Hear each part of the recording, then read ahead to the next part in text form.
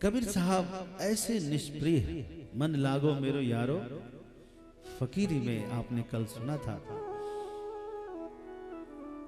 कुछ भी स्वीकार नहीं करते। एक बार तो मां के साथ कबीर साहब कहीं सत्संग में जा रहे थे। अब मां भी साथ देने लगी सत्संग में। एक मोहरों से भरी हुई थैली, एकदम रत्न से भरी हुई थैली दिखाई पड़ी। एक नहीं, 4 थैलियां दिखाई पड़ी। तो इनकी माता दौड़कर उठाने लगी। अरे देखा तो आंखें एकदम चुंधिया गई। कबीर साहब ने कहा माता को रोका, कहा कि नहीं नहीं माता जी, शास्त्रों में इस धन की बड़ी निंदा है। धन पराओ विषते विष भारी, पराया धन विष से भी बड़ा विष है। पराया धन क्या है? विष के समान है, बड़ा विष है, खतरनाक है। इसको छूना नहीं मां, इसको बिल्कुल छोड़ दो। अरे कैसी बात करते हो, यहां तो कोई नहीं है, किसी का भी नहीं है।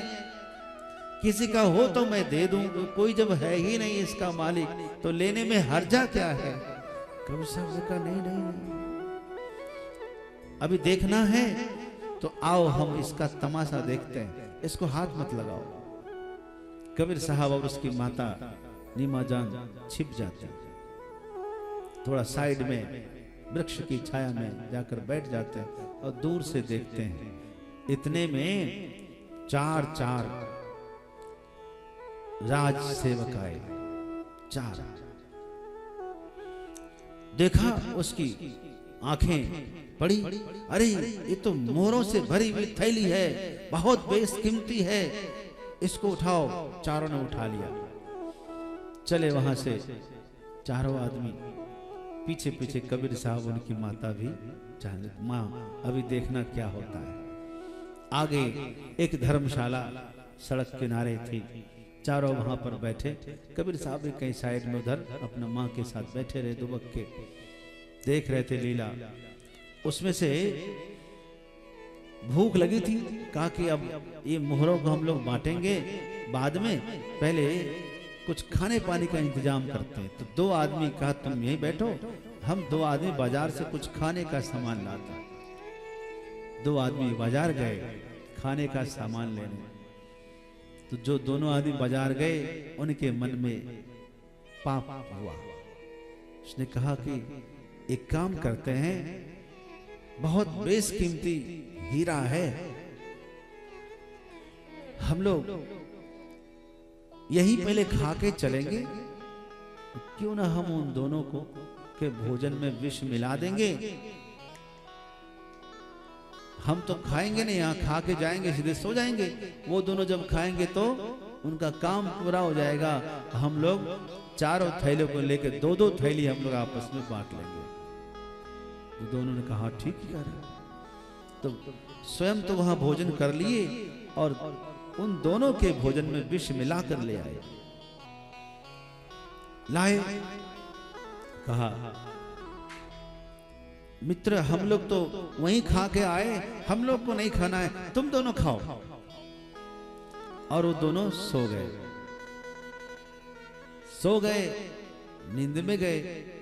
तब ये दोनों ने सोचा मन में कि ये तो अभी सो रहे हैं, हालांकि आदमी 4, थैली भी 4, क्यों ना इन दोनों का काम तमाम कर दें। पहले इन दोनों को खत्म कर देंगे, हम लोग 2-2 थैली लेकर के घर जाएंगे।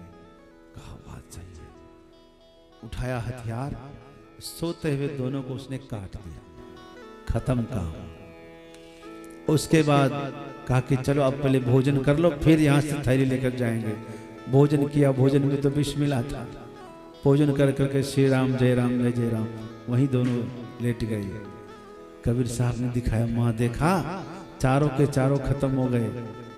अरे तो तुम सही कह रहे थे, ये तो अर्थ नहीं अनर्थ है। माता अभी खत्म नहीं हुआ, अभी खेल और बाकी है, अभी देखो ना। इतने में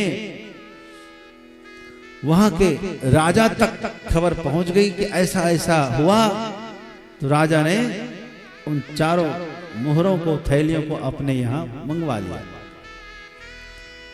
इधर दूसरे राजा को खबर मिली, जहां वो थैली पहले मिली थी, वो जिस राजा के राज्य में, एरिया में आता था, उस क्षेत्र के राजा ने इनको खबर किया, देखो वो जो थैलियां हैं मोहरों की भरी हुई, वो मुझे वापस कर दो, क्योंकि वो मेरे क्षेत्र में थी, चोरों ने चोरी करके वहां पहुंचा दिया। तो तुम यदि सब परिवार रक्षा चाहते हो, जिंदा रहना चाहते हो, तो थैलियों को, मोहरों को मुझे समर्पित करो, नहीं तो युद्ध करना होगा। राजा अकड़ गया, हमारे राज्य में थैली है और हमसे लेना चाहता है, इतना अहंकार दिखाता, युद्ध करो। युद्ध छिड़ गया, एक राजा दूसरे का। ऐसा युद्ध हुआ कि सब लगभग समाप्त हो गया। माँ से कहा कि माँ देख रहे हो ना, चलो निकलो। अरे बेटा बहुत अच्छा किया, चलो। अर्थ यहां लिखा है, धन पराव विषते विष भारी। पराया धन यदि है तो आप समझ लेना, अपने घर में, आपके घर में कोई गुंडा, कोई बदमाश घर में भेष बदलकर आ जाए और आप उसको जान रहे हैं, घर का कोई व्यक्ति नहीं जान रहा कि ये बदमाश है, सबसे वो अच्छा व्यवहार कर रहा है, सबसे मिलजुल लिया है, घर में ही रह रहा है शांति से, लेकिन क्या आपको शांति मिलेगी? क्यों? क्योंकि आपको पता है कि ये जो घर में आया है ये बहुत बड़ा बदमाश है, गुंडा है, अनर्थ हो जाएगा। जब तक आप उसको घर से निकाल नहीं देते तब तक आपको शांति नहीं मिलती है। उसी तरह से यदि घर में इस तरह का कोई धन आ गया है तो जब तक उस धन को आप निकाल ना दें तब तक शांति नहीं समझना। ये अर्थ अनर्थकारी है। सो धन धन्य प्रथम गति जाकी, सो धन धन्य प्रथम गति जाकी, सो धन धन्य प्रथम गति जाकी, सो धन धन्य प्रथम गति जाकी, सो धन धन्य, सो धन धन्य प्रथम गति जाकी। वह धन धन्य है, पवित्र है, विशुद्ध है, जिसकी प्रथम गति हो जाए। प्रथम गति क्या है? प्रथम गति है दान, और दूसरी गति है भोग, और तीसरी गति क्या है?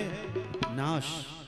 यदि हम दान नहीं कर पाए, भोग भी नहीं कर पाए, तो तीसरी गति होना निश्चित है, वह है नाश।